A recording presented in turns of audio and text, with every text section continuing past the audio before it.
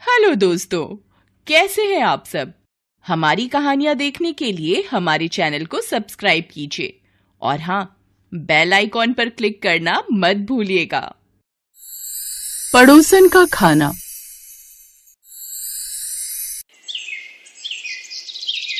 आयुष, रोहन, सुनिए, आप कहाँ हो? ये सबके साथ अचानक कहाँ चले गए? खाना टेबल पर लगा है, ठंडा हो जाएगा। अभी तो बड़ा कह रहे थे कि भूख लगी है, जोरों की भूख लगी है। आयुष, रोहन। शर्मिला अंदर पहले एक कमरे में जाकर देखती है, फिर दूसरे में और इसके बाद तीसरे में। इन सबको भी ना खाने के वक्त ही यहाँ से भागना होता है, ना जाने अब कहाँ चले गए। तभी बादलों की तेज गड़गड़ाहट होने लगती है। अरे बाप रे, लगता है बरसात आने वाली है। ऐसा ना हो बालकनी में सूखने डाले हुए कपड़े भीग जाएं। वो बालकनी में सूखे हुए कपड़े उठाने के लिए जाती है, जहाँ उसका पति और दोनों बेटे खड़े होकर पड़ोसन के घर से आ रही खुशबू सूंघते हैं। वाह पापा, क्या खुशबू आ रही है मालिनी आंटी के घर से। सच में जी चाह रहा है अभी यहीं से छलांग लगाकर उसके घर पहुंच जाऊं खाने। मैं तो माँ के हाथ का बना खाना खाकर बोर हो गया हूँ। तभी शर्मिला वहाँ आ जाती है। तुम सबको मैं कब से ढूंढ रही हूँ, डिनर ठंडा हो रहा है, तब से बोल रहे थे भूख लगी। चलो अब अंदर चलकर खाना खाओ। हाँ माँ आए।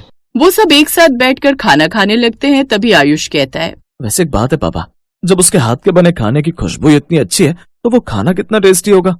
हाँ सच में। अच्छा, तो तुम सब उसके हाथ के बने खाने की खुशबू सूंघ रहे थे? और नहीं तो क्या माँ, अब तुम्हारे हाथ के खाने में इतना टेस्ट नहीं है, अब तो बस पेट भरने के लिए मन मार कर खा लेते हैं। ये सुनकर शर्मिला को थोड़ा बुरा लगा, क्योंकि इतने सालों से वो सुबह से रात तक बिना थके बिना छुट्टी लिए उनके लिए खाना बना रही थी, लेकिन अब उनको उसके हाथ का बना वो खाना इतना अच्छा नहीं लगता। ये सुनकर वो उदास हो जाती है। ऐसा ही अगले कुछ दिनों तक चलता रहा। जब भी पड़ोसन के घर से खाने की खुशबू आती तो वो अपना खाना बीच में ही छोड़कर सब के सब बालकनी में आकर खुशबू सूंघने लगते। ओए होए, ये तो बिल्कुल शाही पनीर जैसी खुशबू है। वाह वाह, क्या खुशबू है। अरे रौनक, कब तक उस बालकनी में टंगा रहेगा? चल आजा, खाना खा ले। तेरे पसंद की मटर पनीर की सब्जी और पूरी बनाई है। अरे वाह, मटर पनीर, अभी आता हूँ। रौनक मटर पनीर का नाम सुनकर अंदर आता है, लेकिन जैसे ही पहला निवाला मुंह में डालता है तो मुंह बना लेता है। मम्मी यार, इससे तो अच्छे आप टिंडे बना लिया करो, मटर पनीर की भी बेइज्जती करवाती बाय गॉड। चुप कर, इतना भी बुरा नहीं है। देख तेरे पापा और आयुष कैसे खा रहे हैं। हाँ ये तो हमें ही पता है कैसे खा रहे हैं हम इसे। क्या कहा? नहीं कुछ नहीं भाग्यवान। लेकिन शर्मिला समझ जाती है कि उन सबको पड़ोसन का ही खाना पसंद आता है। अब वो मन में ठान लेती है कि वो उससे उसकी तरह का खाना बनाकर सीख कर ही रहेगी। अगले दिन ही वो अपनी पड़ोसन के घर जाती है। मालिनी जी, वो क्या है ना, आपके यहाँ से खाने की बहुत ही अच्छी खुशबू आती है। ओह थैंक यू जी। अच्छा, आप मुझे भी बताओ ना, ऐसे कौन से मसाले आप खाने में डालती हो कि खाने से इतनी अच्छी महक आती है? अब वो बात ये है कि वो मैं आपको नहीं बता सकती। लेकिन वो क्यों भला? वो इसलिए क्योंकि हमारे यहाँ का रिवाज है, अगर हम अपने यहाँ के खाने की रेसिपी किसी को बता देंगे तो हमारे यहाँ के खाने का स्वाद बिगड़ जाएगा। इसलिए मैं आपको नहीं बता सकती कि मैं खाने में क्या क्या मसाले डालती हूँ। अब अच्छा ठीक है, कोई बात नहीं। शर्मिला कुछ देर बाद वहाँ से चली जाती है। बताओ भला, ये क्या बात हुई कि रेसिपी नहीं बता सकती? ऐसा कौन सा रिवाज है भला? शर्मिला बड़बड़ाते हुए अपने घर आ जाती है और बाजार से जाकर नई रेसिपी बुक और कुछ मसाले भी ले आती है, लेकिन फिर भी उनमें से वो खुशबू नहीं आती। इतने जतन कर लिए फिर भी वो खुशबू नहीं आ रही जो उस मालिनी के घर से आती है। पता नहीं मुझे कौन से मसाले डालती है और बता भी नहीं रही। तभी उसके दिमाग की बत्ती जलती है। अगर बता नहीं रही तो क्या हुआ, मैं उस पर नजर रखकर पता तो कर सकती हूँ ना। अब वो उस पर नजर रखना शुरू कर देती है। तभी एक रोज उसकी नजर एक आदमी पर जाती है जो साधारण से कपड़ों में हाथ में पैकेट लेकर मालिनी के यहाँ आता है और दरवाजे की घंटी बजाता है। मैडम, ये आपका पैकेट। ऐसे ही दिन के समय जब शर्मिला खाना बनाने की तैयारी कर रही थी, तब फिर से मालिनी के घर की घंटी बजती है। वो दरवाजा खोलती है और पैकेट लेकर अंदर चली जाती है। ये भला सारा दिन इसके यहाँ कौन आदमी आता है जो आता है और पैकेट देकर चला जाता है? कुछ न कुछ तो गड़बड़ जरूर है। अब वो इसी तरह दिन रात बार बार एक आदमी साधारण से कपड़ों में आता और उसे कुछ न कुछ दे जाता। एक रोज शर्मिला पहले सोसाइटी के गेट के बाहर खड़ी होती है और जब वो पार्सल देकर लौट रहा होता है तब शर्मिला उससे पूछती है, अरे भैया, ये आप रोज रोज इस फ्लैट पर आखिर क्या देकर जाते हैं, और वो भी दिन में 3-3 बार? मैडम, मैं अशोक होटल में काम करता हूँ और मालिनी मैडम हमारी रेगुलर कस्टमर है। ये डेली हमारे यहाँ से 3 वक्त का खाना ऑर्डर करती हैं। बस वही देने में सुबह शाम यहाँ आता हूँ। क्या? होटल का खाना? लेकिन तुमने होटल की ड्रेस क्यों नहीं पहनी? क्योंकि ये मालिनी मैडम के ऑर्डर्स हैं कि उनके यहाँ खाना देने जब भी आए तो नॉर्मल ड्रेस में ही आए। ये कहकर वो आदमी वहाँ से चला जाता है। अच्छा, इसका मतलब ये मैडम बाहर से खाना ऑर्डर करती है। शर्मिला जल्दी से उसकी रसोई से झांक कर देखती है जहाँ मालिनी खाने को गर्म कर रही होती है और जानबूझकर अपने घर का दरवाजा और खिड़कियां खुली रखती है ताकि उनकी खुशबू दूर दूर तक फैल जाए। ये मालिनी की बच्ची तो बड़ी चालाक है और मेरे बेटे और पति तो बेकार में इसके गुणगान करते रहते हैं, लेकिन अब उन सबको भी सबक सीखना ही पड़ेगा। अब शर्मिला एक आइडिया सोचती है। अगले दिन, माँ खाना नहीं बनाया क्या अभी तक? नहीं, आज मैंने कुछ नहीं बनाया। जब तुम लोगों को मेरे हाथ का खाना पसंद ही नहीं आता तो मैं क्यों बनाऊं? बाहर से कुछ ऑर्डर कर लो, वही खा लो, जहाँ से तुम्हारी वो मालिनी आंटी ऑर्डर करती है। क्या ऑर्डर करती है? मतलब कुछ भी माँ? यकीन नहीं होता तो अशोक होटल से खाना मंगवा कर देख लो। उसके खाने से तुम्हें वही खुशबू आएगी जो मालिनी आंटी के घर से आएगी। अब वो अशोक होटल से खाना ऑर्डर करते हैं जिसमें से बिल्कुल वैसी खुशबू आ रही थी जैसी मालिनी के घर से आती थी, लेकिन उनको वो खाना बड़ा पसंद आता है। वाह वाह, यही तो वो खुशबू थी जिसके लिए मैं तब से तरस गया था। और खाना तो देख बेटा क्या लाजवाब है, मजा ही आ गया। अब तो मुझे भी पापा सुबह से शाम यही खाना खाना है। अरे तो मुझे कौन सा तेरी माँ के हाथ का खाना है, मैं तो पक गया उसके हाथ का खाकर। अब तो हम यही मंगवाएंगे। हाँ हाँ, खाओ, शौक से खाओ। मैं भी देखती हूँ कब तक आएगा बाहर से खाना। अब अगले 3-4 दिन तक वो बाहर का ही खाना मंगवाते हैं। पहले वो आदमी मालिनी के यहाँ ऑर्डर देकर जाता, उसके बाद शर्मिला के घर। लेकिन कुछ ही दिन में बाहर का खाना खा खा कर उनके पेट की हालत खराब हो जाती है। बस अब मुझसे और ये खाना नहीं खाया जाएगा। अब तो ना मुझे उल्टी आने लगी है ये सब देखकर। हाँ माँ, अब तो मैं तरस गया हूँ तुम्हारे हाथ का खाना खाने के लिए। सच कहूँ तो मेरे पेट की गुड़गुड़ाहट भी ये खाना खाकर काफी बढ़ गई है। शर्मिला, अब तुम हमारे लिए अपने हाथों का खाना ही बनाओ, हमें नहीं खाना अब ये सब खाना। तभी मनमोहन के पेट का दर्द काफी बढ़ जाता है और जल्दी से डॉक्टर को बुलाया जाता है, जहाँ वो बताते हैं कि बाहर का खाना खाने की वजह से उनकी ये हालत हुई है। नहीं नहीं, अब वो खाना नहीं खाएंगे। आ गई ना कुछ ही दिन में अकल ठिकाने कि रोज रोज बाहर का खाना खाना सेहत के लिए अच्छा नहीं होता। हाँ शर्मिला, अब तुम अपने हाथ का खाना हमें बनाकर खिलाओ। इस पड़ोसन का खाने के चक्कर में तो हमारी हालत ही खराब हो गई। हमसे गलती हो गई जो हम उसके खाने के दीवाने हो गए। अब वो सब शर्मिला से माफी मांगते हैं और आज कई दिनों बाद शर्मिला अपने हाथों का बना खाना उन सबको खाने को देती है।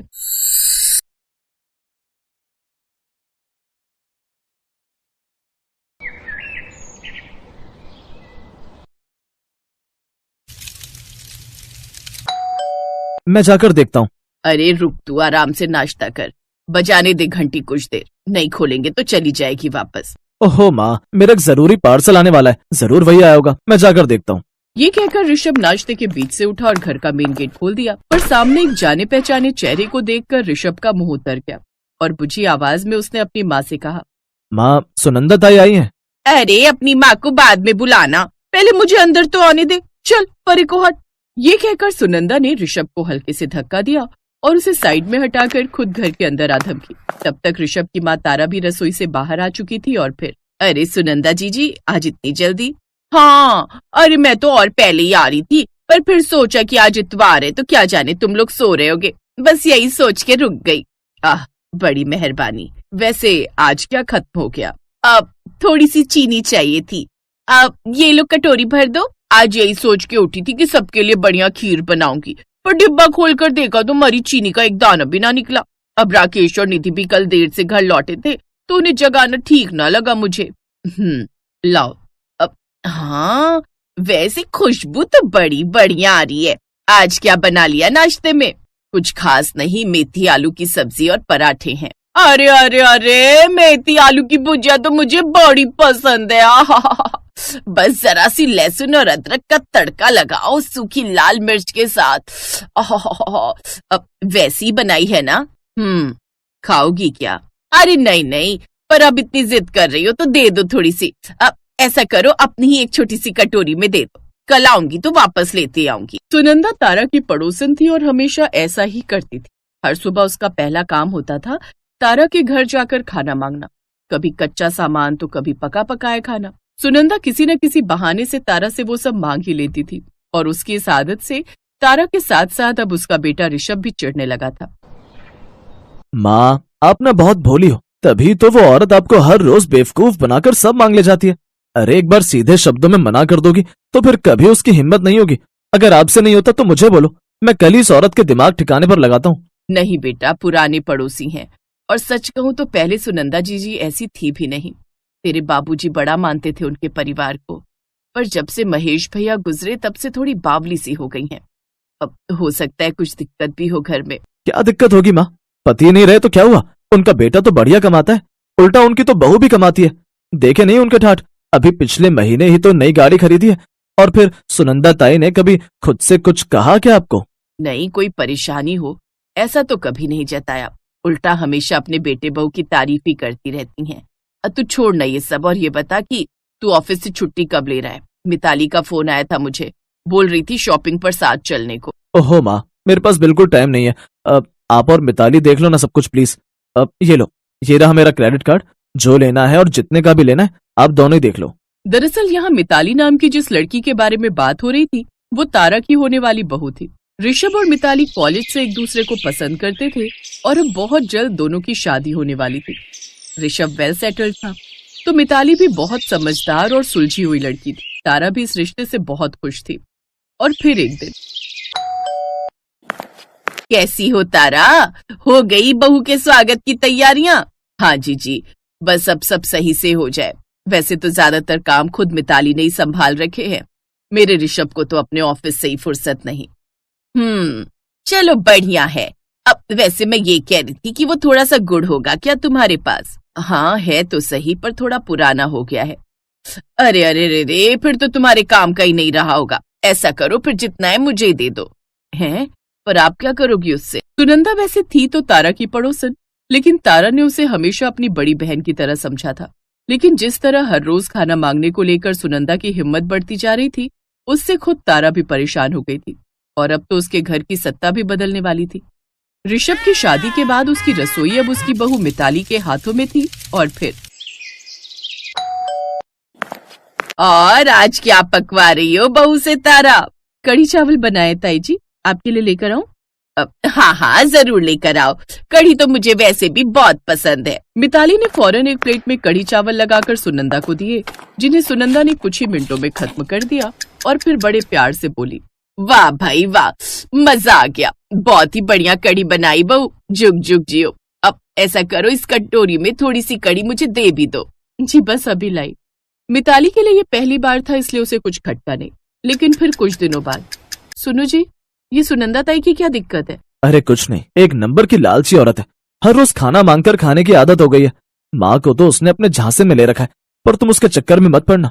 साफ साफ मुंह पर मना कर देना। मिताली ने उस वक्त ऋषभ से कुछ नहीं कहा और चुपचाप रसोई में जाकर अपना काम करने लगी। और फिर अगले दिन,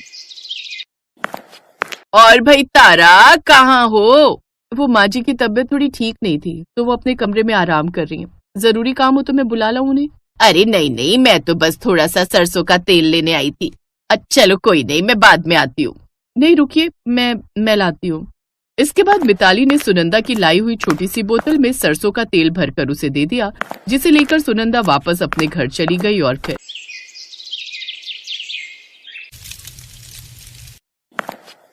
ये देखो, ये बुढ़िया फिर कहीं से कुछ मांग कर ले आई। ओह गॉड, इसने तो नाक कटा रखी है हमारी। मांगू नहीं तो और क्या करूं? तुम लोग तो मुझे कुछ देते नहीं, ना खाना और ना ही राशन। हाँ तो जीवन भर का ठेका ले रखा है क्या तुम्हारा? अरे रहने की जगह दे रखी है, वो कम है क्या? भूलो मत, तुम्हारे पति ने जीवन भर जो कमाया वो अपनी बीमारी पर खर्च करवा कर चले गए। अब यहाँ जो कुछ भी है वो मेरा और मेरे पति का है। और मैं कुछ नहीं लगती तुम्हारी राकेश। बोल बेटा। अब मैं क्या कहूँ माँ, मेरा कहना तुम सुनती कहो। कब से कह रहा हूँ छोड़ आता हूँ तुम्हें किसी अच्छे वृद्धाश्रम में, वहाँ तुम भी खुश और यहाँ हम भी खुश। लेकिन तुम्हें तो मेरी बात समझ में नहीं आती है ना। हाँ बेटा, तू सही कह रहा है। शायद मेरे ही समझने में गलती हो गई। मोहल्ले में तुम लोगों की इज्जत बनी रहे इसके लिए कभी किसी से कुछ नहीं कहा, लेकिन अब लगता है कि तू ही सही है। अब जब बहू ने ही कह दिया है कि ये घर मेरा नहीं तो फिर आप हमारे साथ रहेंगी जीजी, हमारे घर में, जो आज से आपका भी है। तारा तुम? हाँ जीजी, बहुत अच्छा हुआ जो मिताली के कहने पर मैं उसके साथ तुम्हारे पीछे पीछे चली आई। क्यों जीजी, क्यों कभी कुछ नहीं बताया? क्या बताती तारा कि मेरे खुद के बेटे को मेरी परवाह नहीं, मेरी बहू मुझे एक वक्त का खाना तक नहीं पूछती, आस पड़ोस से मांग मांग कर गुजारा चला रही हो। ये कैसे बताती तुम्हें और किस मुंह से बताती? कसूर तो आखिर मेरी परवरिश का ही है ना। नहीं ताई जी, कसूर आपका नहीं, बल्कि जिसका है वक्त उसे उसकी सजा जरूर देगा। अभी आप हमारे साथ चलिए, आज से आप हमारे साथ रहेंगी। मैं आपको खाना खिलाऊंगी अपने हाथों से बनाकर। नहीं बेटा, मैं ऐसा नहीं कर सकती। मैं तुम लोगों पर कैसे बोझ बन जाऊं? और ऋषभ, वो क्या कहेगा? उन्हें मैं समझा लूंगी ताई जी, आप बिल्कुल चिंता मत कीजिए। बस अपनी बहू पर भरोसा रखिए और चलिए मेरे साथ। ये कहकर मिताली ने सुनंदा को गले से लगा लिया और सुनंदा में अब उसे ना कहने की हिम्मत नहीं। उसने एक बार भी पलटकर अपने बेटे बहू की तरफ नहीं देखा और मिताली और तारा के साथ चल दी, अपनी बची हुई जिंदगी को अपने आत्मसम्मान के साथ जीने के लिए। हेलो दोस्तों, कैसे हैं आप सब? हमारी कहानियां देखने के लिए हमारे चैनल को सब्सक्राइब कीजिए और हाँ, बेल आइकॉन पर क्लिक करना मत भूलिएगा।